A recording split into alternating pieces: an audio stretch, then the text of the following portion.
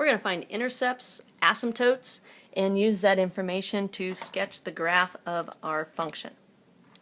Okay, so in general, when I'm dealing with these rational functions that have variables in the denominator, I start by factoring. But my numerator doesn't factor because there's no addition or subtraction. My denominator doesn't factor because it's linear, first power, and no common factors. Okay, so I'm just going to jump right into it. I'm going to find my asymptotes first. I can do this in any order. Vertical asymptotes come from the denominator. I'm going to set my denominator equal to 0. And I end up with a vertical asymptote at x equal 2. Now, had this actually factored and then canceled or reduced, I would only take the reduced form of the denominator to find my vertical asymptote. Alright, horizontal asymptote, I focus in on the degrees.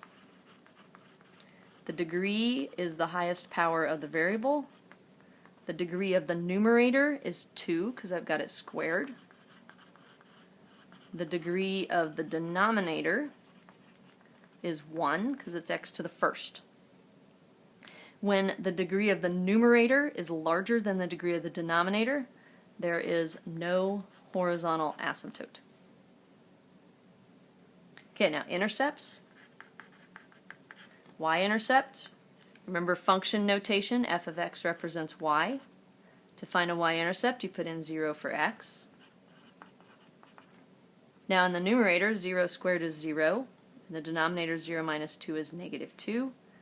0 divided by negative 2 is the number 0.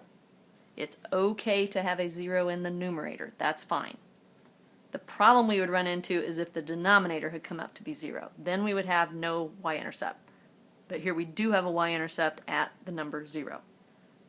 Okay, last piece of information is the x-intercept. To find x-intercepts, you set y, which is f of x, equal to 0.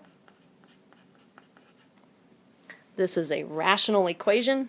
To solve it, you would multiply by the denominator. On the left, 0 times anything is 0.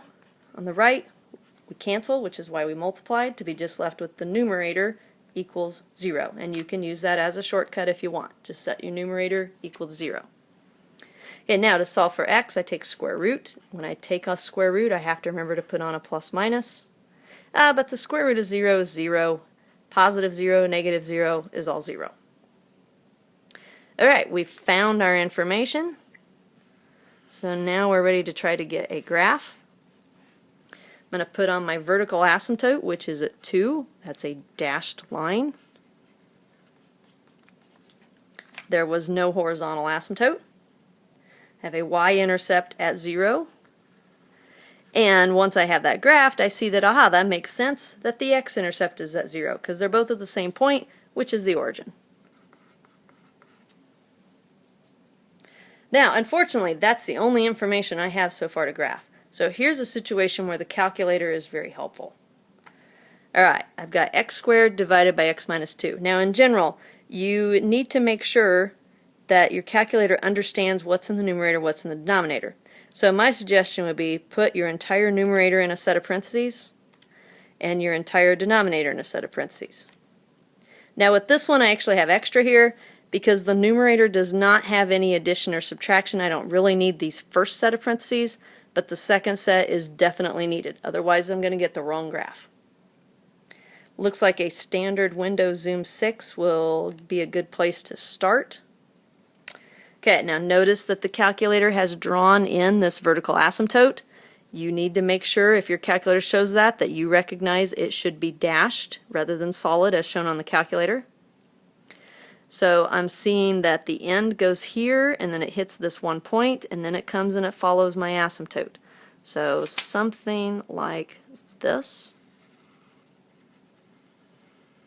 Don't hit the vertical asymptote. Make your turn smooth, not pointy, and make sure it satisfies the vertical line test. Don't loop this back around on itself. It's got to go where every vertical line would hit the graph at most one time. Okay, now I can see just a smidgen of what's up here, so I'm actually going to change my window a little bit, and instead of stopping at y equal 10, I want to go up a little more. So, I don't know, let's just go to y equal 20. Let's see if that lets me see anything else. Aha! So then I can get a little bit better feel for what's going on with this graph. So it's something like this. Again, it should be smooth. Yeah, mine actually is a little bit close to that vertical line test problem, so let me make it a little more exaggerated here. That's a little bit better. Now, just something to point out to you. We did not go through and ask you to find oblique or what's also called slant asymptotes, but the situation occurs when you don't have a horizontal asymptote in a rational graph like this one, and you can kind of use that to help you graph even though you're not going to find it. If you look through here, you can see the slant, that there's like a line that goes through here at a slant, or one that goes through here. And you don't need to find it, you don't need to graph it, but you might keep that in the back of your mind to help you get a feel for how to draw the picture of the rational function.